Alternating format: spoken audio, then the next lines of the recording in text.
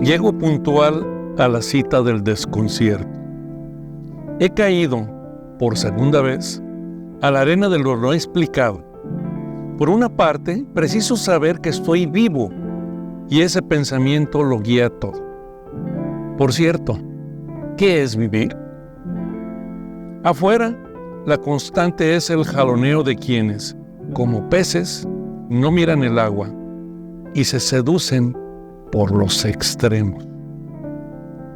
Por dentro, erupciona el corazón, la lava incandescente que al tocar el mar hace emerger continentes. Lo adecuado es el puente que tramo a tramo construimos para unir los 4 elementos y los 4 puntos cardinales con el mirador donde me encuentro al ser más allá de mi cuerpo, donde el vacío lo es todo, donde la comprensión anida y el lenguaje colapsa. Seguro de conducir la barca sobre las aguas que me llevan a donde quiero y a donde desconozco el destino. Pensar en lo adecuado me refracta de la dualidad. Esto no es bueno ni malo, tampoco relativo, es lo que es. Soy eso. Hola amigos, bienvenidos a Mundo Holista, tu canal de desarrollo de conciencia. Lo que acabo de leer es Pensar lo adecuado, que se contiene en mi libro de Think Right, Falacias y Oxímoron para el bien pensar.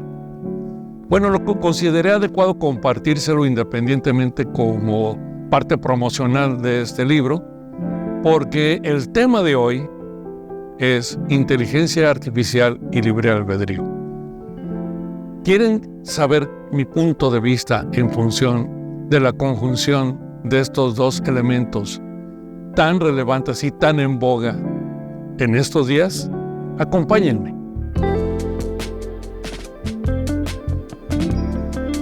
En estos días, en estos últimos tiempos, muchos temas han acaparado la atención pública.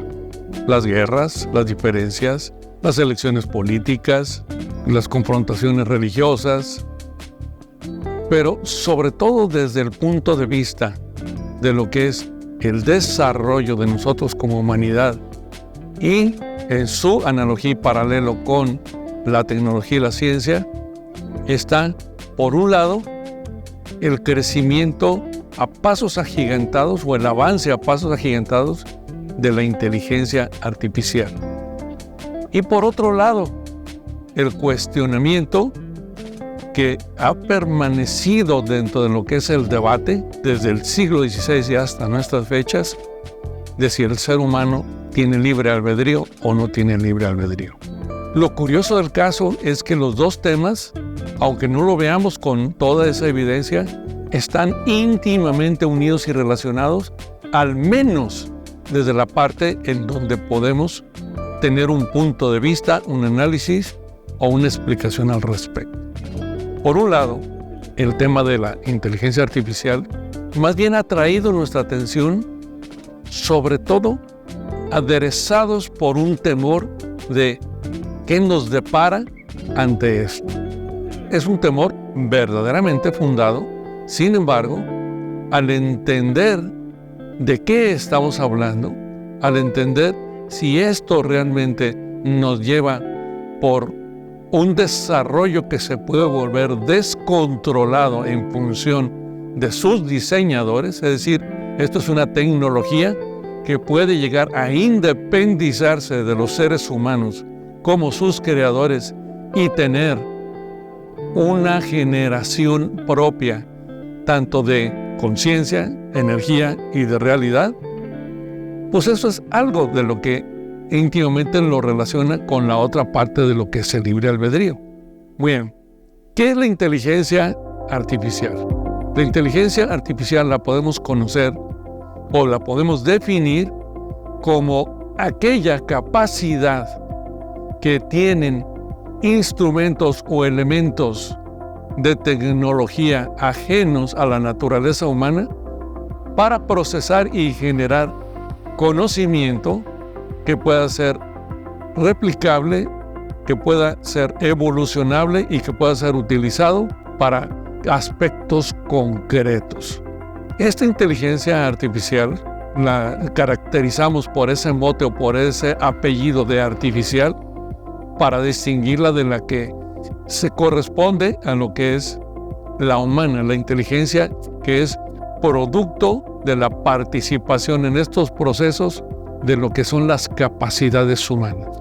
Y si vemos en este paralelismo, vamos a ver en principio que la vida humana y las inteligencias humanas, como sea que se hayan estado clasificando, definiendo o caracterizando, se van conociendo por la materia a las cuales se aplican.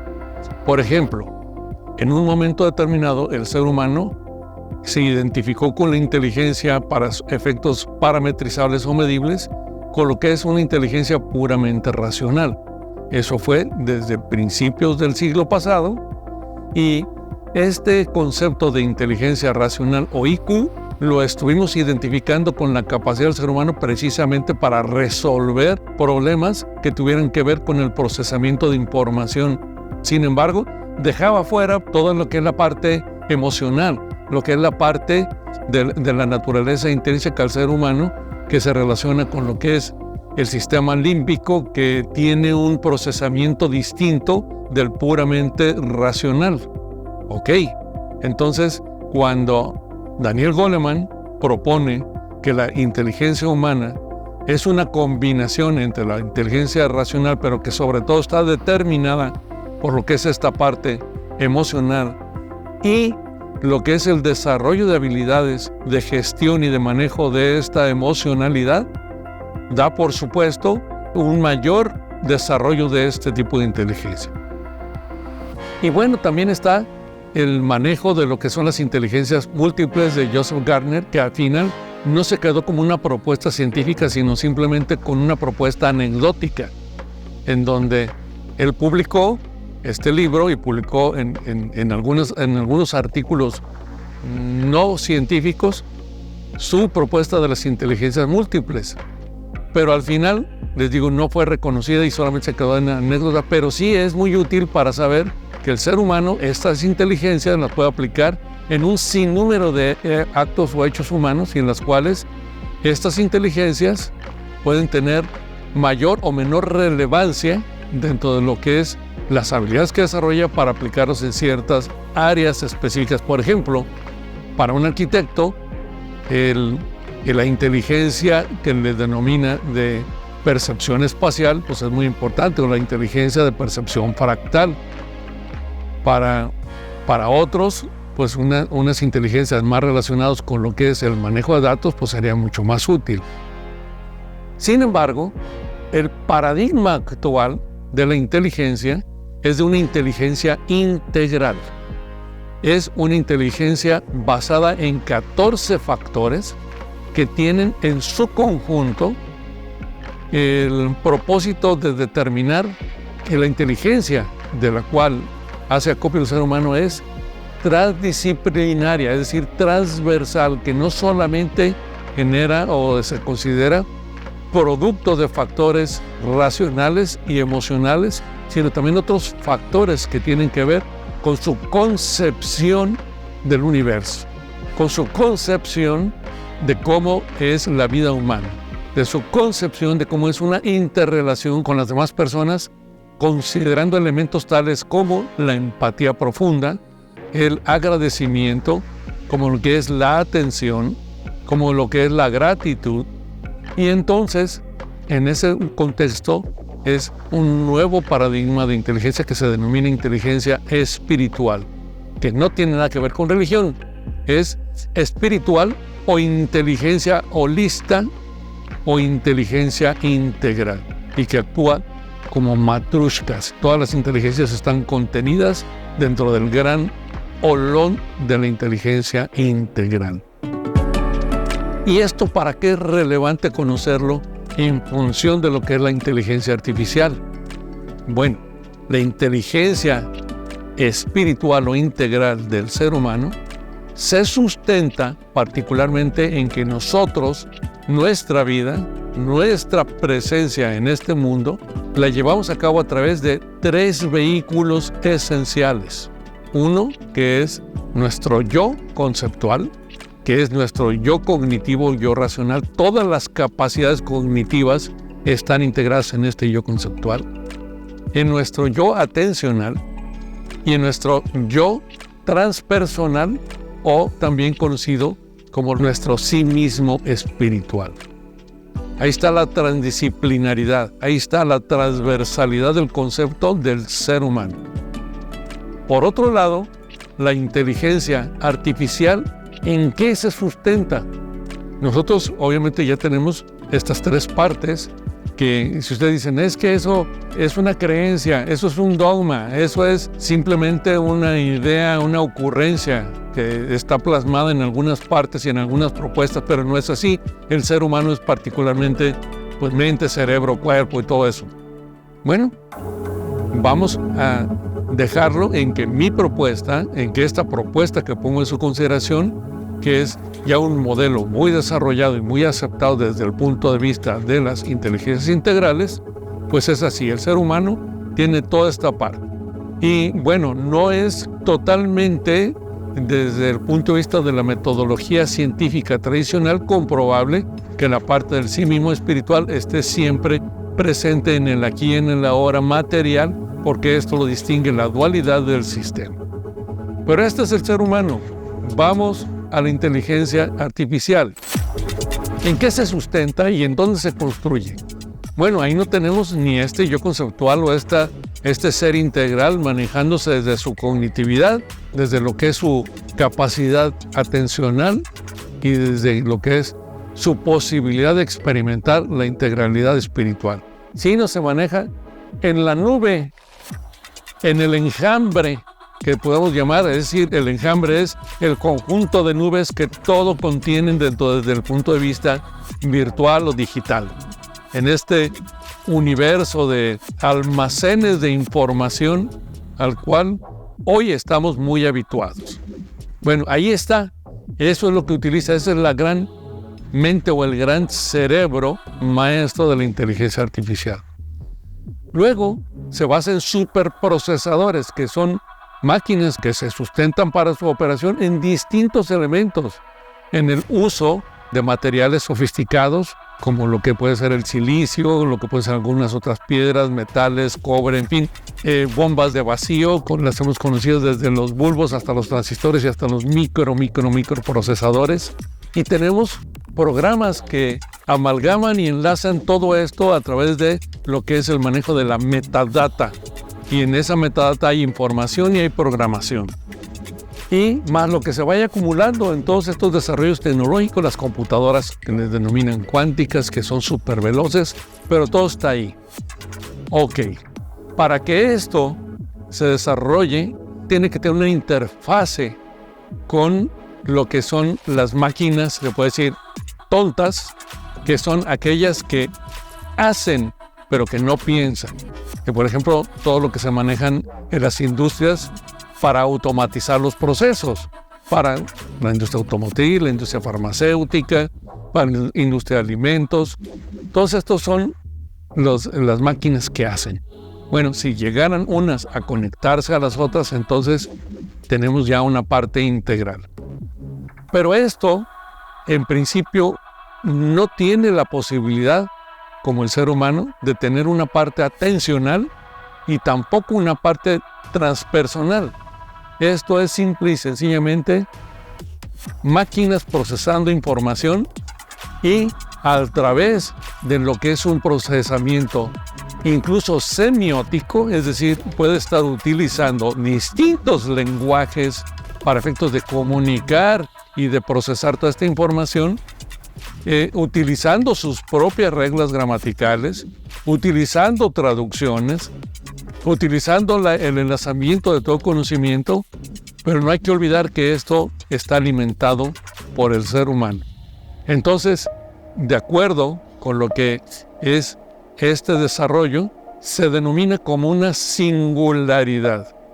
Nosotros ya teníamos el concepto de singularidad para la vida humana, que es una singularidad que es precisamente esta unión de estas tres partes del yo conceptual, yo atencional y yo espiritual, para efectos de unirse y tener una experiencia en este plano, en la dualidad.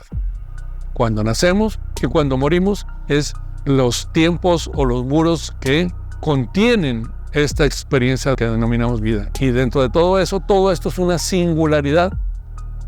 Pero hay otro concepto de singularidad que se refiere a esta inteligencia artificial, que es, se logra esta singularidad cuando esta inteligencia artificial llega a un crecimiento, a un desarrollo, a una evolución tal que puede ser generadora de su propio conocimiento, puede ser generadora de sus propias maneras de autodeterminarse, autoactualizarse, y por lo tanto puede llegar o podría llegar a ser independiente de lo que es los humanos, porque puede incluso a través de lo que son las máquinas de hacer, empezar a diseñar y construir sus propios desarrollos sin tener ya la necesidad de una intervención humana.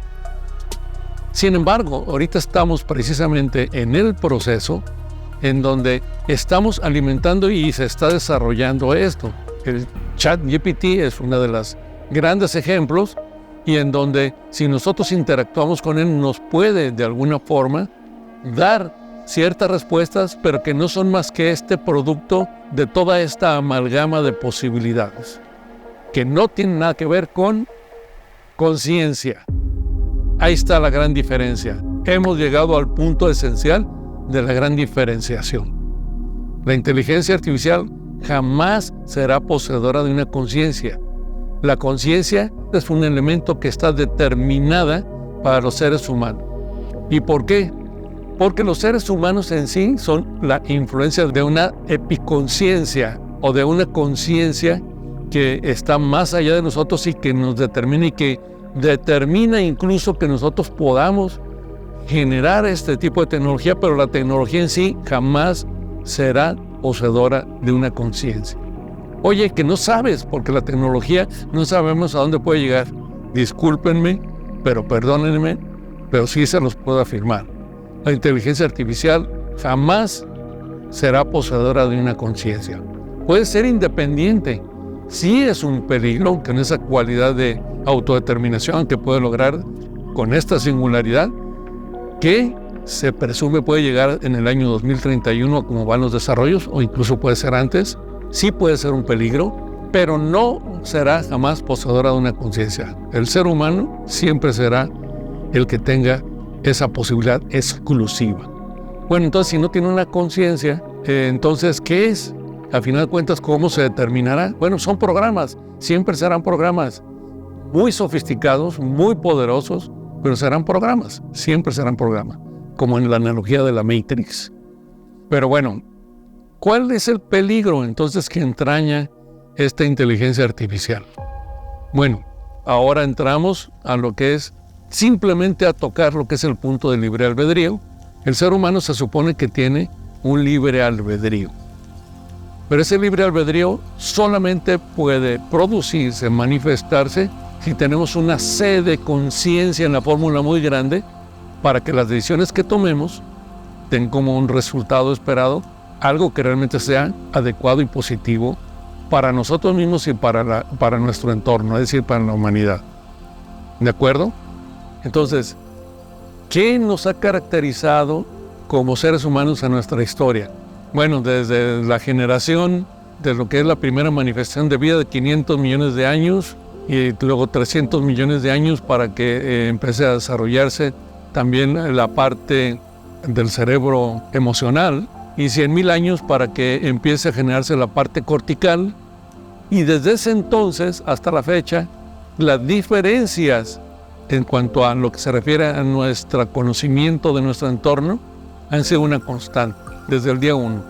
Esto dado, por supuesto, porque estamos en un mundo caracterizado por la dualidad.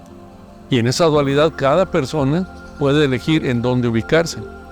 Sin embargo, no hemos sido capaces de tener una interacción virtuosa de tal manera que podamos llegar a conclusiones comunes. Por lo tanto, las grandes diferencias han producido guerras por cualquier motivo, razones religiosas, razones políticas, económicas, incluso guerras porque sí, porque pues tenemos ganas de pelear porque somos países o somos ya de una idiosincrasia bélica, ya lo traemos en ese ADN. De acuerdo. Ese ADN que se viene revolcando y replicando y reproduciendo por generaciones, llega a este momento, y esto en parte, ahorita nada más estoy poniendo esa parte de ejemplo de las guerras, pero es para muchas otras cosas, para muchas otras circunstancias que rodean nuestro halo cultural humano. En el mismo contexto de las religiones. ¿Por qué hay tantas religiones? Realmente todas las religiones son distintas en cuanto a su concepción, y unas son buenas y otras son malas. No todo es un refuego y es una revolcada de lo mismo, del conocimiento que a través de las generaciones ha ido manifestándose como condicionamientos y que se han convertido también en dogmas.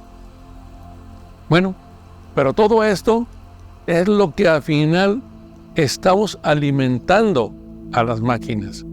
Oye, pero es que el conjunto de expertos que lo está manejando ha tenido mucho cuidado en generar información abundante en cuanto a lo que son los valores humanos, y a través de esto se está programando a las máquinas, o se le está ofreciendo información en donde su trabajo es proteger al ser humano. Ok, proteger al ser humano me parece sumamente interesante. Sin embargo, ¿cómo puede una máquina llegar a una conclusión de cómo proteger a un ser humano? Sí, que lo libere de su sufrimiento, que le dé elementos para efectos de que su vida sea plácida, de que su vida sea compasiva, sea satisfactoria. Ok. Bueno, pues entonces la máquina, digamos, nada más hagan de cuenta que tiene todo un proceso, y entonces ve en un momento determinado, al estar atendiendo a un paciente en un hospital, y dice, bueno, este personaje tiene un inicio de un cáncer de páncreas. Este cáncer de páncreas, de acuerdo con la información que tenemos disponible, en un 90% de posibilidades no se va a poder curar, porque el páncreas es el órgano que tiene la mayor conectividad vascular dentro de lo que es todo el organismo. Entonces, lo más probable que se presente es de que tiene una probabilidad del 78% de que sufra dolores que le van a impedir tener una satisfacción en su vida. Entonces, su mejor opción es eliminarlo, desaparecerlo, una eutanasia. Caray, eso realmente es la mejor opción, y sin embargo, el programa puede estar siguiendo pulcramente la instrucción para la cual fue programada. Y también en las guerras, oye, pues al final de cuentas tiene el control, digamos, de la bomba atómica, por decir algo. Oye, ¿cómo es que llegó a tener control? Bueno, porque dentro de toda su interacción y su programa, pues llegó a la conclusión de que ella era la mejor para tener el control, y por lo tanto va a tener el control. Bueno, pues ahora resulta que para proteger el planeta, que también es otro de los programas que tiene, oye, pues la computadora va a proteger la ecología y se va a tomar la mejor decisión en función de lo que más convenga a lo que es el ecosistema. Ok, pues ahora resulta que el ser humano pues está llegando a un nivel tal de contaminación y de afectación en todo lo que es el entorno, que lo mejor para el planeta pues es de que se elimine la raza humana. Aprieto el botón, elimino la raza humana. Y siguió su programa. Bueno, no quiero ser muy abundante, pero por allí es en donde está el gran peligro. ¿Cómo matizamos esta inteligencia artificial? ¿Cómo recobramos nosotros a la vez una mayor participación dentro de nuestras decisiones conscientes? ¿Cómo este albedrío que en este momento tenemos limitado puede ser el gran motor de peligro para la programación que está teniendo la inteligencia artificial? Entonces, en este orden de cosas, ¿cuál es nuestra mejor opción? Trabajar con nuestro libre albedrío. Bueno, esto va a ser tema de otra charla, pero acaba de salir este libro, que que es determinated, que es determinado. Todavía no sale en español, es de Robert Sapolsky. Robert Sapolsky es un neurobiólogo americano, pero que su propuesta aquí, fundamentada en toda una serie de aristas, está muy interesante porque está muy bien fundamentado este libro, pero hay que comentarlo. Su conclusión como científico es: no tenemos y no existe el libre albedrío. Por lo tanto, el ser humano no debería ser responsable de nada porque no tiene libre albedrío. Y no tiene libre albedrío porque simplemente somos este revuelco de condicionamientos transgeneracionales que nos hace de alguna forma aparentar que tenemos control y dominio en nuestras decisiones, pero que estamos decidiendo en función de más de lo mismo y que no vamos hacia ningún lado. Sin embargo, con esto que acabamos de comentar de que el ser humano se distingue por su conciencia, que él excluye esa fórmula, sí la menciona, pero la menciona desde el punto de vista de la ciencia tradicional, con lo cual pues hay un error categorial, pero nosotros consideramos que creciendo esta sed de conciencia y por lo tanto creciendo nuestro libre albedrío, es decir, nuestra posibilidad de tomar decisiones que verdaderamente sean libres de estos condicionamientos, podemos también tener una mejor posibilidad de diseñar la información que le estemos proporcionando a la inteligencia artificial. Bien, entonces, con esto vamos a cerrar el día de hoy. Sin embargo, ¿qué nos queda a nosotros como tarea? Primero, reflexionar profundamente, y posiblemente es muy conveniente manejarlo desde una perspectiva esperanzadora de que necesitamos trabajar para crecer nuestro nivel de conciencia y por lo tanto crecer nuestro nivel de libre albedrío. Para esto, nuestro programa anterior, que se refiere a impresiones frescas, les puede resultar de mucha utilidad para empezar a tener una nueva perspectiva personal en relación con esto de libre albedrío, con esto de nuestra verdadera influencia dentro de lo que es nuestra vida y de nuestro propósito. Y con esto, por supuesto, veremos y ser observadores muy ecuánimes de la parte de inteligencia artificial.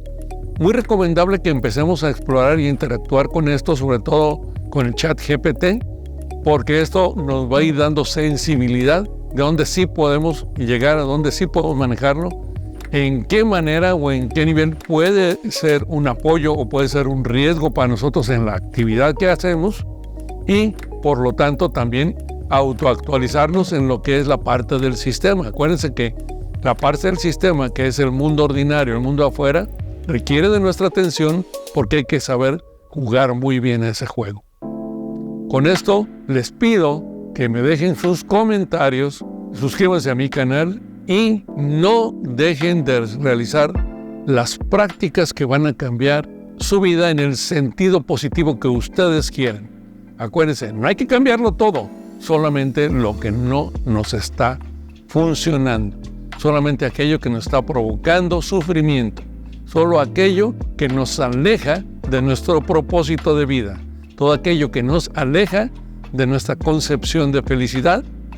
Entonces, para eso, pues hay que trabajar en nosotros mismos para poder interactuar con los demás y con el mundo que nos rodea de una manera distinta. Distinta es diferente. Acuérdense, toda idea que los incomode es una pista de que vamos bien. ¿Cómo vamos? Vamos bien. Les mando un abrazo, muchas gracias, nos vemos en el próximo programa.